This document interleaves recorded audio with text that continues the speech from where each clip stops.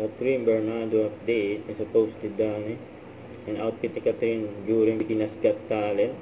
Mass film in full form. Catherine Bernardo in costume tailored suit by Balo Level. And Lady Boss ang outfit ni Catherine. Solid.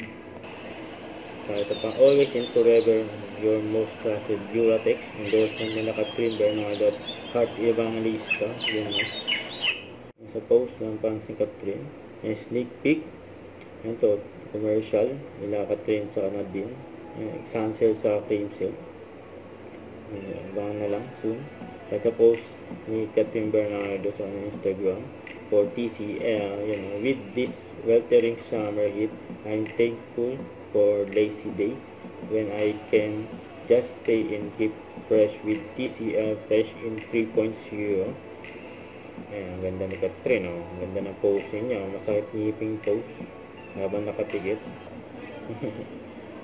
Ito, during Pilipinas Got Talent, yung kasama yung mga judges, sila Catherine, FMG, Yuyen Domingo at Donnie Pangilinan, na nagchichikaan sila Catherine of FMG.